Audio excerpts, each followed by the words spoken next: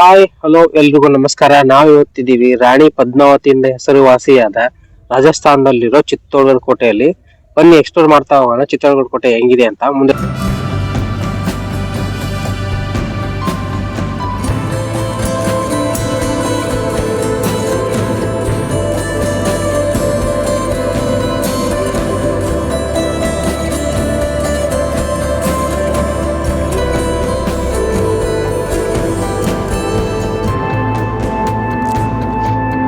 ಇನ್ನು ಚಿತ್ತೋರ್ಗಢಕ್ಕೆ ಹೇಗೆ ಬರ್ಬೇಕು ಅಂತ ನೀವು ಕೇಳಿದ್ರೆ, ಸೊ ರಾಜಸ್ಥಾನದಲ್ಲಿ ನೀವು ಉದಯ್ಪುರ್ ಅಂತ ಕೇಳಿರ್ತಾರೆ. ಉದಯ್ಪುರಿಂದ ನೀವು ಡೈರೆಕ್ಟ್ ಆಗಿ ಟ್ರೈನ್ ಅಲ್ಲಾದ್ರೂ ಬರ್ಬೋದು, ಬಸ್ ಅಲ್ಲಾದ್ರೂ ಬರ್ಬೋದು. ಎರಡು ಫೆಸಿಲಿಟಿ ಇದೆ ನಿಮಗೆ. ಮತ್ತೆ ಉದಯ್ಪುರ್ಗೆ ಏರ್ ಕನೆಕ್ಟಿವಿಟಿ ಇದೆ, ಉದಯ್ಪುರಲ್ಲಿ ಏರ್ಪೋರ್ಟ್ ಇದೆ.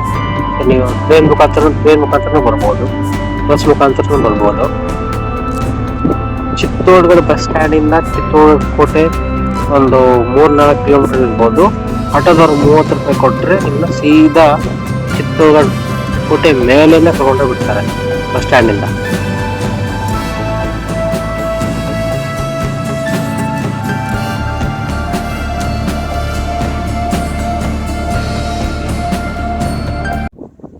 ಇದೇ ಸ್ಥಳದಲ್ಲಿ ಪದ್ಮಾವತಿ ಮತ್ತು ತನ್ನ ಸಹಚರ ರಾಣಿಯರೊಂದಿಗೆ ಜೀವಂತವಾಗಿ ಭಸ್ಮವಾದ ಸ್ಥಳ ಇದು.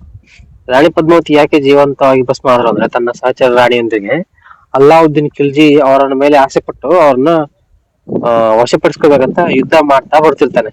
ಯುದ್ಧದಲ್ಲಿ ಅವ್ನ್ ಗೆದ್ಬಿಡ್ತಾನೆ ಅಂತ ಗೊತ್ತಾಗಿ ಅವರು ಇದೇ ಸ್ಥಳದಲ್ಲಿ ತನ್ನ ಸಹಚರ ರಾಣಿಯರೊಂದಿಗೆ ಜೀವಂತವಾಗಿ ಬೆಂಕಿಗೆ ಆಹುತಿ ಆಗ್ತಾರೆ. ಇದನ್ನ ಜೋಹರ್ ಅಂತಾರೆ. ಜೋಹರ್ ಆಗಿರೋ ಸ್ಥಳ ಅಂತ ಇದೆ, ಅದು ಜೋಹರ್ ಆಗಿರೋ ಸ್ಥಳ.